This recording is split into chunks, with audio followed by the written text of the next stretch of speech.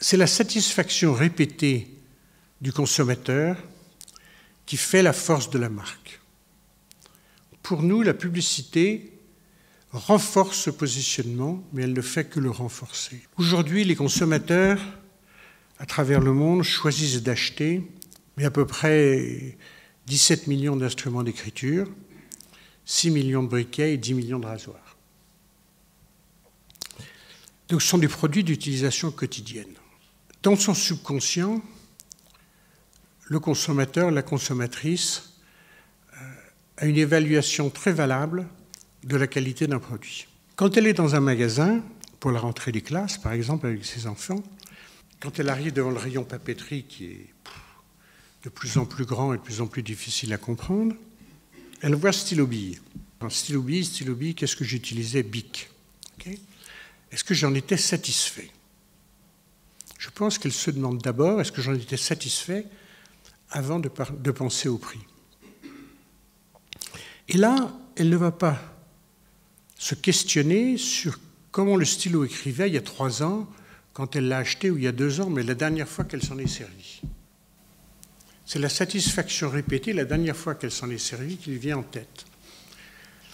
Si la réponse est oui, elle dira bien, Bic, je connais, elle regarde les prix, on a des prix qui sont légèrement plus hauts que les marques de distributeurs, mais les marques de distributeurs aujourd'hui perdent de la vitesse parce que la satisfaction des consommateurs n'est pas là. Elle redonne une chance à Bic. Et maintenant, elle voit surligneur à côté. Elle dit, ah, surligneur, oui, Stabilo. Ah oui, Stabilo. Oui. C'est cher, Stabilo. Elle voit Bic à côté, 30% moins cher dans ce cas-là. Elle dit, si Bic fait des bons stylo-billes, je lui donne sa chance. Ça ne veut pas dire qu'elle va racheter le surligneur Bic plusieurs fois de suite. Ça va dépendre de sa satisfaction de l'utilisation, mais elle va nous donner une chance.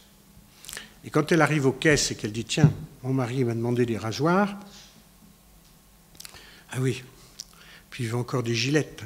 Vous avez vu le prix des gilettes? Non, Bic, ils font du bon stylo-billes, ils font du bon briquet. Je vais payer la moitié du prix, je vais lui prendre des Bic 5 lames. Vous les avez tous essayés, j'espère. Sans ça, Pierre va venir vous voir. Elle nous donne une chance.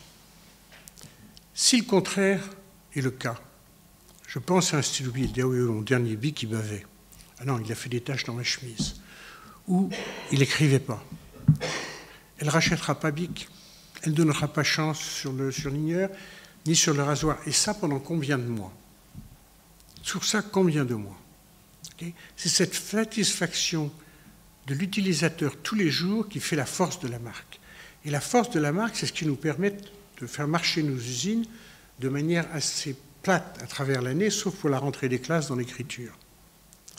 C'est le consommateur, c'est la satisfaction du consommateur, donc votre relation avec le consommateur, l'éthique vis-à-vis du consommateur qui fait la différence. Et nos produits, c'est quoi? Pourquoi est-ce qu'ils sont fabriqués? They are designed to fill the function, consumer need and wishes. Mon père, lui, était très axé sur la fonction du produit. Mon père était un industriel. Un stylo-bille, c'était fait pour mettre une encre de couleur sur du papier. Et ça, c'est la base de tout ce qu'on fait dans le dessin de nos produits. Un briquet a une fonction, c'est de créer une flamme, un rasoir de couper du poil. Et toute notre recherche et développement de tous les jours ou à long terme est d'abord axée sur comment remplir la fonction du produit. Ce que moi j'ai changé, c'est que j'ai dit qu'il fallait non seulement remplir la fonction, mais il fallait répondre aux attentes et aux désirs des consommateurs. Certainement influencé par le fait que j'habitais les États-Unis, avec un pouvoir d'achat plus grand. Aujourd'hui, on offre des stylo-billes dans 12 couleurs différentes, dans des marqueurs dans 18 couleurs différentes, alors que quand vous et moi sommes allés en classe, il y avait de l'encre bleue, noire, rouge et vert. Mais aujourd'hui, ça ne satisfait pas. Je ne vais pas vous dire que les gens ont besoin d'écrire en rose, en bleu ciel, ou bleu encore plus foncé, hein, ou gris au lieu de noir, et ainsi de suite. Mais c'est ce qu'ils veulent. Donc si c'est ce qu'ils veulent, j'ai fait évoluer notre philosophie en disant qu'on va d'abord remplir la fonction, mais aussi les needs et les wishes des consommateurs. Mais avec de la qualité, parce que comme dans les gens, la médiocrité coûte cher et l'excellence est bon marché. Il n'y a aucune marque de beurre, il n'y a aucune marque de lait qui est numéro 1 ou numéro 2 dans son marché si les enfants ne sont pas en bonne santé. La conscience du consommateur est une chose, the subconscious en est une autre. Et ça, elle ne se trompe pas. À long terme, elle ne se trompe pas. La qualité, l'excellence est bon marché, mais la médiocrité, ça vous coulera.